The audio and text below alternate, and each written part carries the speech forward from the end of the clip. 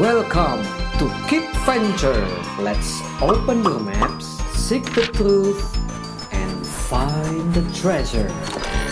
Let's find the treasure of God together. Halo adik-adik, welcome to Keep Venture. Hari ini kita akan mendengarkan firman Tuhan dan memuji nama Tuhan. Tapi sebelum itu, mari kita berdoa dulu ya. Lipat tangan, tutup mata, mari kita berdoa. Terima kasih Tuhan telah mengumpulkan kami pada hari ini. Sekarang kita mau memuji namamu dan mendengarkan firman-Mu. Tolong berkati Kids Venture pada hari ini. Di dalam nama Tuhan Yesus, kita berdoa. Amin.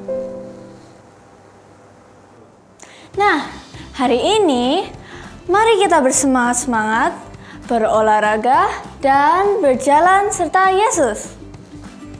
Ayo, bangkit berdiri.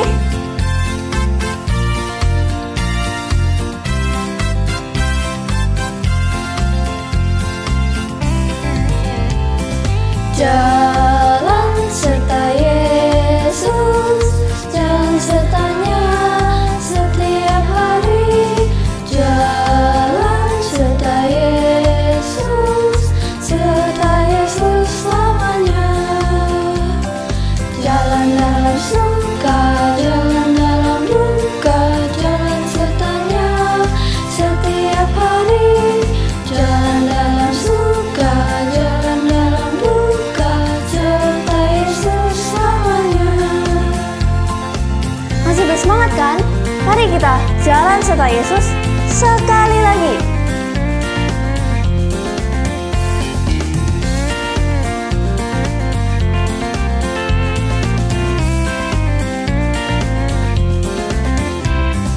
Jalan serta Yesus, jalan sertanya setiap hari. Jalan serta Yesus, serta Yesus selamanya. Jalan dalam suka, jalan dalam duka, jalan sertanya setiap hari. Jalan dalam suka, jalan dalam duka, serta Yesus selamanya. Yeay! Kalian semua bagus! Kita mau mendengarkan firman Tuhan. Sebelum itu, mari kita menaikkan pujian Ajarku Mengerti.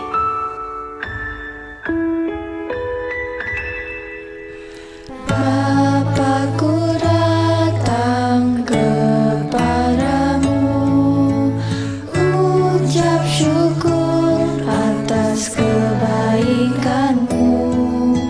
Sekarang ku buka telingaku, ku mau dengar suara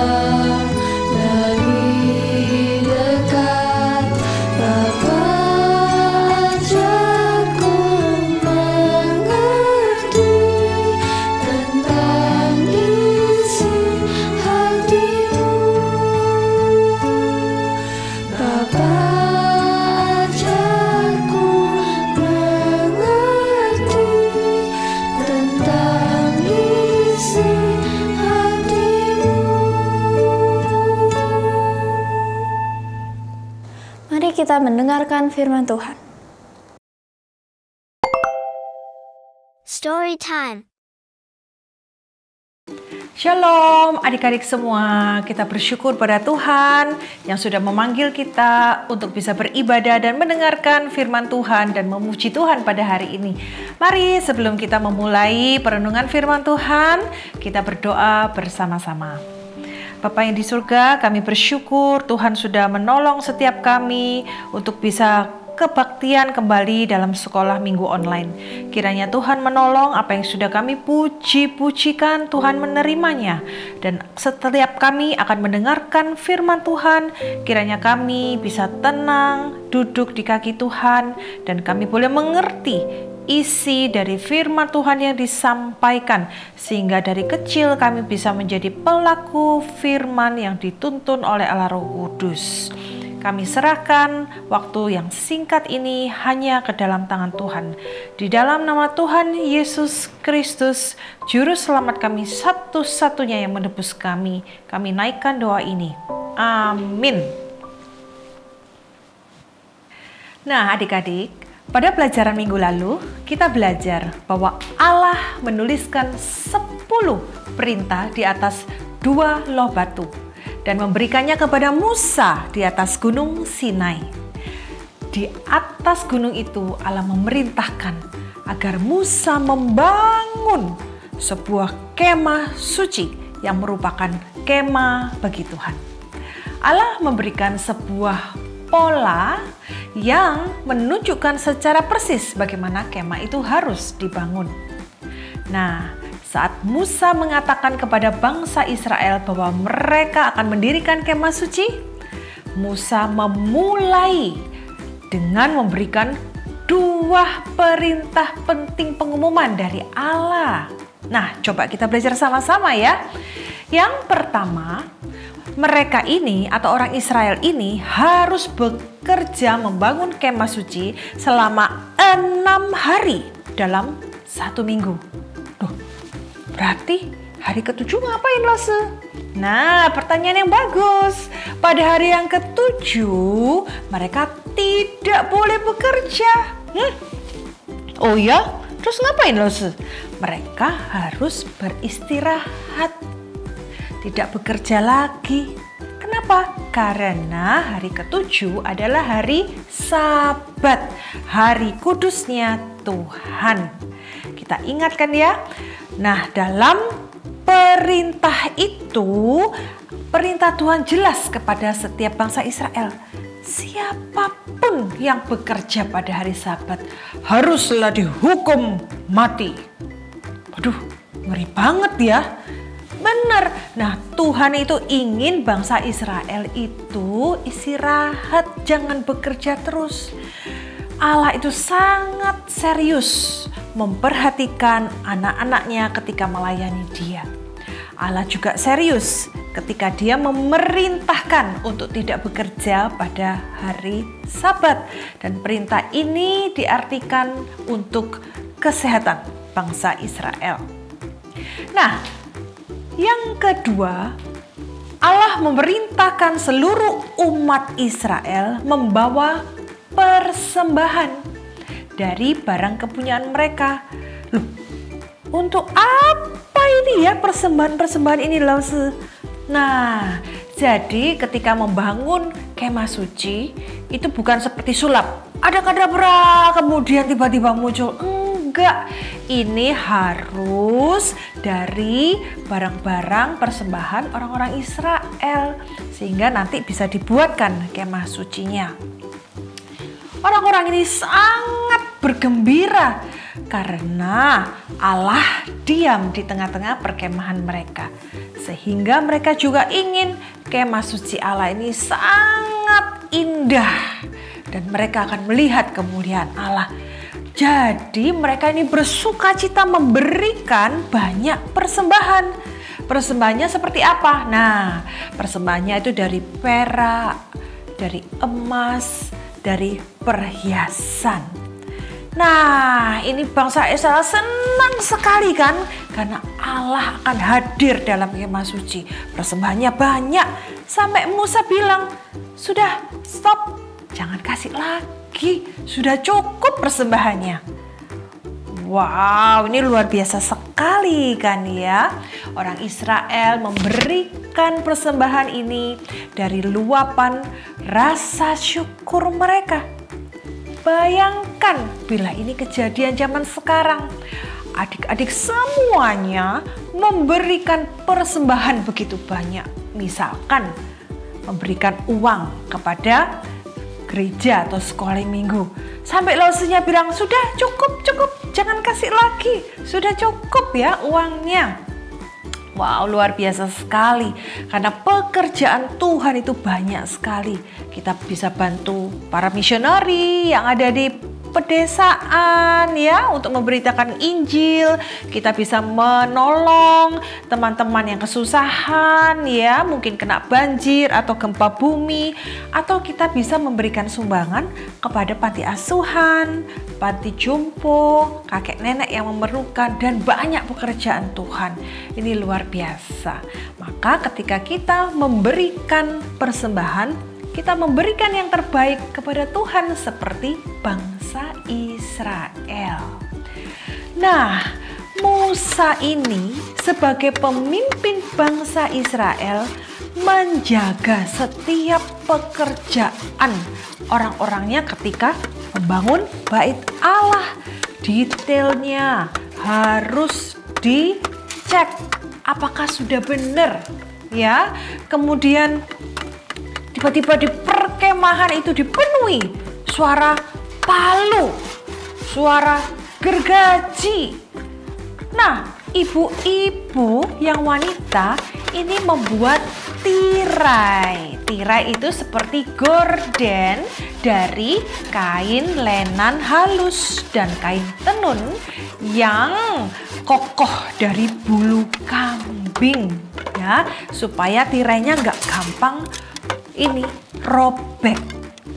Nah, ibu-ibu yang lain kerjanya apa?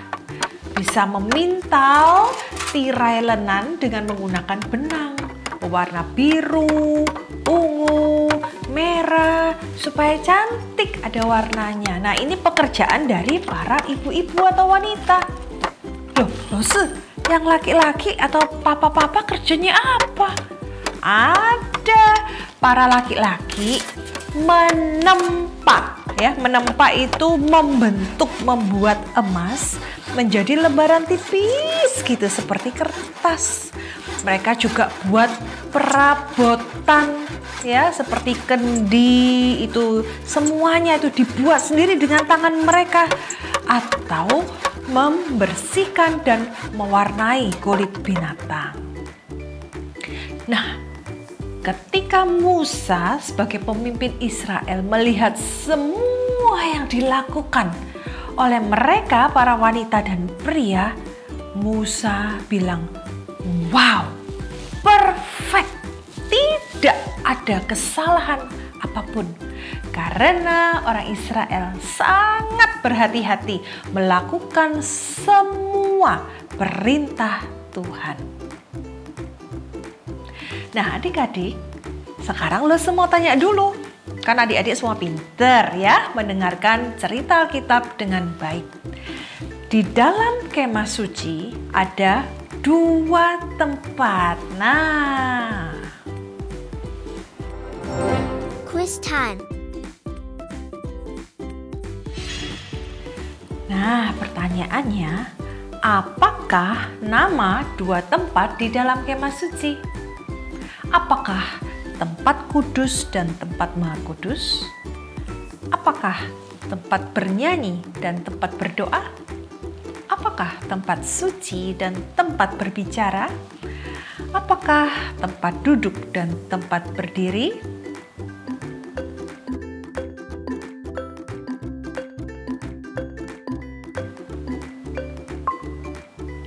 Iya, jawabannya adalah yang pertama, tempat kudus dan tempat maha kudus. Nah, lo semua jelaskan sedikit ya adik-adik. Di dalam kemah ada tempat kudus dan tempat maha kudus. Kedua tempat ini terpisah. Nah, ini dipisahkan oleh tirai ya, yang sangat tebal. Tempat Maha Kudus ini lebih kecil ukurannya. Hanya ada satu benda yang diletakkan di tempat Maha Kudus. Wah, ini penting sekali ya, karena cuma satu. Apa ini Lose? Nah, satu benda ini namanya tabut perjanjian. Hah? Apa itu Lose tabut perjanjian itu? Nah, tabut perjanjian itu adalah sebuah peti atau kotak yang terbuat dari kayu. Bukan sembarang kayu. Kayunya ini dilapisi oleh emas. Di dalam tabut perjanjian, Musa meletakkan kedua loh batu yang bertuliskan 10 perintah Tuhan, seperti yang diperintahkan Allah kepada Musa. Nah, perintah ini penting sekali sehingga disimpan di tabut perjanjian. Supaya ini tidak rusak, dijaga dengan baik-baik. Adik-adik sekalian, ketika kemah suci itu didirikan, Musa mengurapi semua perabot dan piring dengan minyak yang berbau harum. Gunanya apa Lose kok dikasih minyak-minyak? Nah, semua perabotan dan piring-piring itu dikasih minyak untuk menunjukkan bahwa benda-benda itu adalah kudus, menjadi milik Allah. Nah, dari tadi kita sudah mendengar tentang Musa, pemimpin bangsa Israel. Musa mempunyai seorang kakak bernama Harun. Harun ini juga dipilih oleh Tuhan menjadi pelayan Tuhan di Israel. Dia adalah imam yang tertinggi di Israel. Harun mempunyai anak-anak dan anak-anak Bapak Harun ini membantu Harun untuk melayani Tuhan. Musa mengenakan kepada Harun jubah yang indah yang telah dibuat.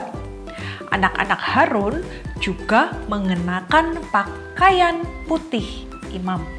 Semua anak laki-laki dari keturunan kaum Lewi akan menjadi pelayan di dalam kemah suci.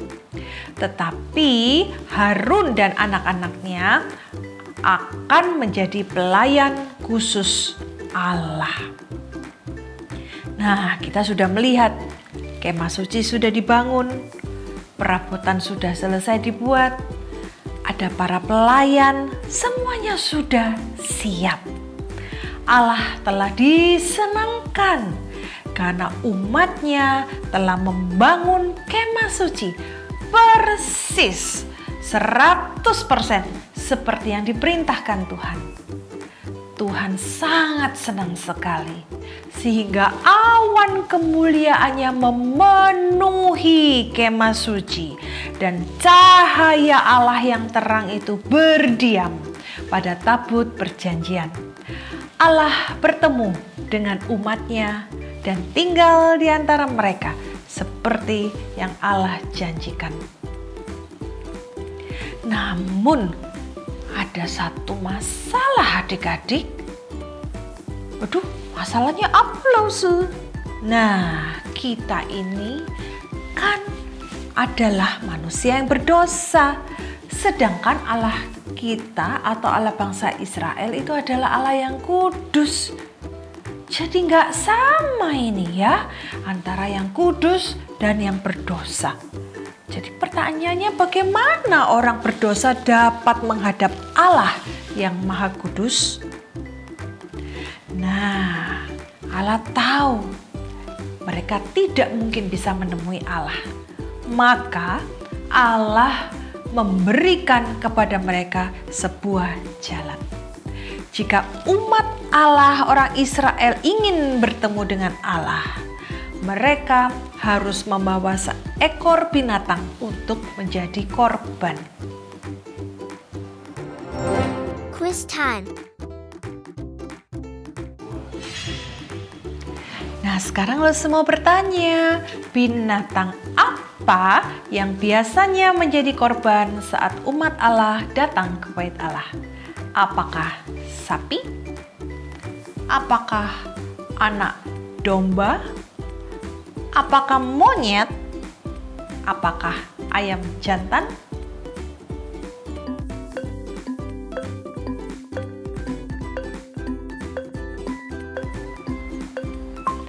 Ya, betul sekali. Anak domba. Nah, mari kita pelajari tentang hal ini. Orang Israel kalau mau masuk ke kemah suci, mereka harus membawa seekor anak domba. Mereka menaruh domba itu di atas mezbah. Lalu penyembah meletakkan tangannya di atas kepala domba dan mengakui dosa-dosanya. Ini seperti mengatakan, domba kecil, kamu harus mati. Kamu menggantikan aku dan dosa-dosaku. Kamu yang menerima hukuman yang seharusnya aku terima karena aku telah melanggar hukum Allah. Aku tidak dapat datang ke hadirat Allah sampai dosa-dosaku ini diampuni dan ditutupi. Kemudian setelah itu domba itu harus dibunuh. Dan Bapak Harun sebagai imam tertinggi di Israel akan menyiramkan darah anak domba ini di mezbah. Adik-adik, hal seperti ini tidak hanya terjadi satu kali. Setiap kali ada orang yang datang ke kemah suci untuk menyembah Allah, dia harus membawa seekor anak domba untuk dikorbankan bagi dosa-dosa orang Israel. Nah, pertanyaannya akan muncul ini ya dari orang Israel. Bagaimana ya seekor binatang bisa menggantikan dosa kami? Mari kita kembali kepada Alkitab. Alkitab mengatakan bahwa seekor binatang tidak bisa menghapus segala dosa manusia. Karena itu, setiap kali mereka ingin menghadap Allah, orang Israel harus terus-menerus mempersembahkan sebuah korban. Nah, korban itu dilambangkan dengan anak domba yang menjadi gambaran dari anak Allah, yaitu Tuhan Yesus yang pada suatu hari akan datang ke dunia menjadi korban yang sejati, yang kekal, di mana Tuhan Yesus mati satu kali untuk menghapus hukuman semua umat di dunia ini. Adik-adik yang Tuhan Yesus kasihi, mari kita menyadari bahwa Yesus sebagai sang domba yang kekal, sebagai anak Allah, menggantikan dosa adik-adik, dosa Lause. Maka kita sekarang kalau ke gereja tidak perlu mempersembahkan binatang lagi. Kita tidak perlu mengorbankan seekor anak domba. Karena Tuhan Yesus yang sudah menjadi korban bagi dosa kita. Tuhan Yesus yang menanggung hukuman kita. Jalan satu-satunya adik-adik dapat datang kepada Allah adalah dengan cara mengasihi dan percaya kepada Tuhan Yesus sebagai juru selamat pribadi adik-adik semua. Tuhan Yesus berkata di dalam Yohanes pasal 14 ayat 6, Akulah jalan dan kebenaran dan hidup. Tidak ada seorang pun yang datang kepada Bapa kalau tidak melalui aku. Adik-adik sekalian, kita harusnya bersukacita bahwa Allah telah merencanakan jalan bagi adik-adik, bagi semua umat di dunia ini supaya datang kepada Allah. Memory verse.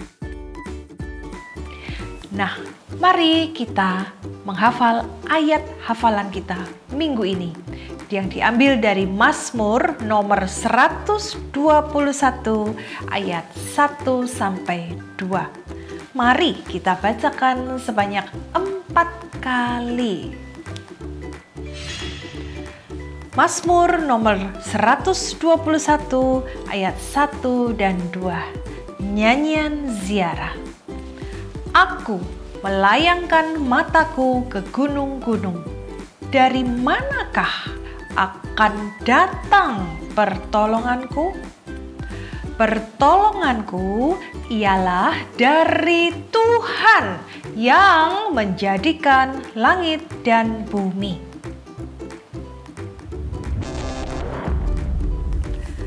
Mazmur nomor 121 ayat 1 dan 2. Nyanyian ziarah. Aku melayangkan mataku ke gunung-gunung. Dari manakah akan datang pertolonganku? Pertolonganku ialah dari Tuhan yang menjadikan langit dan bumi.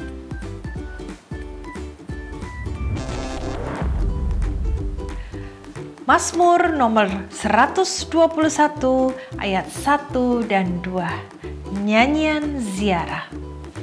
Aku melayangkan mataku ke gunung-gunung. Dari manakah akan datang pertolonganku? Pertolonganku ialah dari Tuhan yang menjadikan langit dan bumi.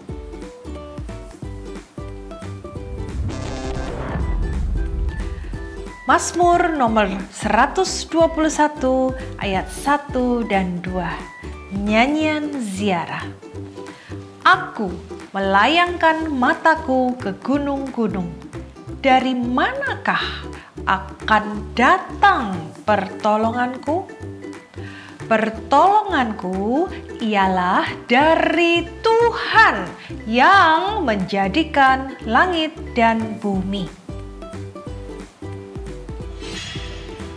Adik-adik yang dikasihi Tuhan Yesus, kita bersyukur kita sudah mendengarkan perenungan firman Tuhan. Mari kita sama-sama datang bersyukur kepada Tuhan di dalam doa. Tuhan Yesus yang mengasihi kami, yang sudah mati bagi kami, yang sudah mengorbankan diri Tuhan Yesus kepada kami.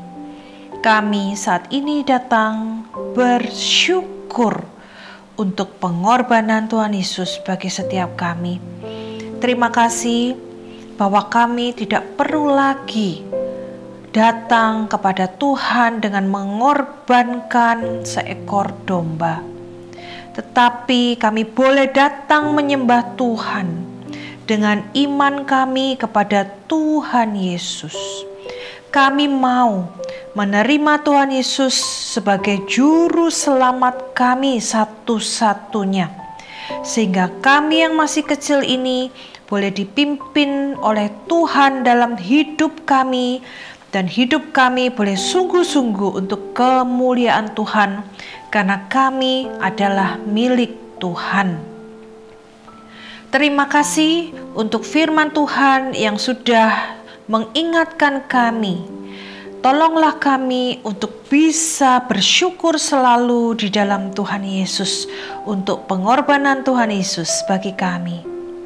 Inilah doa ucapan syukur kami naikkan di dalam nama Tuhan Yesus, Juru Selamat kami satu-satunya yang sangat mengasihi kami. Amin. Got questions? Kak, mengapa Allah meminta umatnya untuk mendirikan kemah baginya? Apakah Allah membutuhkan rumah? Wow, ini pertanyaan yang bagus sekali. Nah, adik-adik, apakah Allah membutuhkan rumah untuk menjaganya agar tetap hangat, tetap kering, aman, serta melindungi Allah dari binatang buas? Tentu saja no, tidak ya. Allah meminta umatnya untuk mendirikan sebuah rumah untuknya karena Allah akan diam di sana. Allah akan hadir di antara umatnya dan Allah juga mau bertemu dengan umatnya ketika mereka datang menyembah Allah. Para imam menyembelih, membunuh hewan kurban di altar pelataran luar. Dan 1 kali dalam 1 tahun, imam besar akan memasuki tempat Maha Kudus sebagai bagian dari upacara hari perdamaian. Kita bisa baca di Imamat pasal 16. Tidak ada waktu lain dan siapapun yang dapat memasuki ruang Maha Kudus karena hadirat Allah berdiam bersama tabut perjanjian. Demikianlah Allah diam di sana di antara umatnya dan bertemu dengan mereka ketika mereka datang menyembahnya. Song of the month. Yay!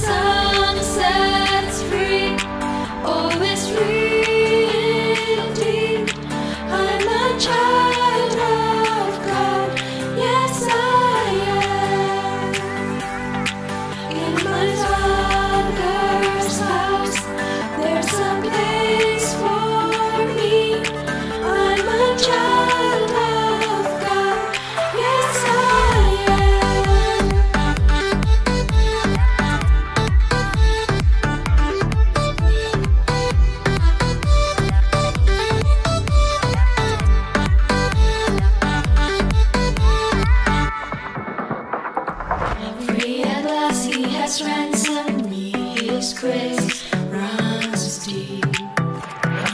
While I was a slave to sin, Jesus died for me. Yes, He died for me. Who the Son sets free, oh, is free indeed.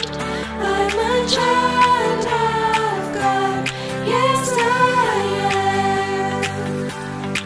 In my Father's house, there's a place for me. I'm a child of God.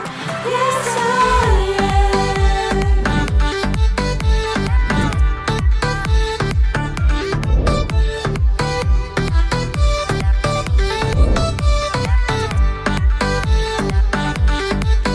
I am chosen, not forsaken.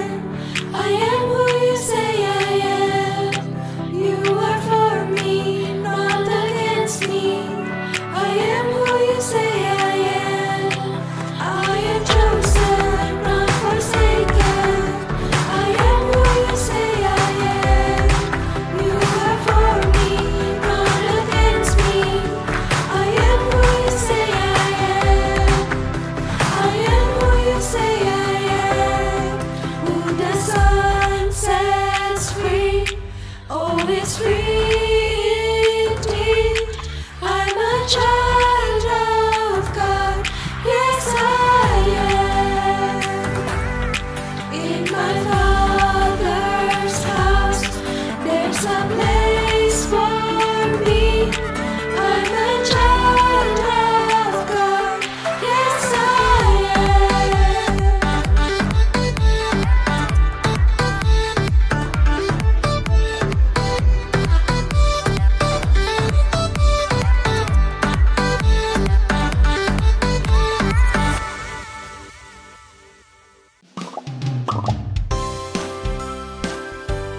Thank you for joining us and see you next week on Kids Venture.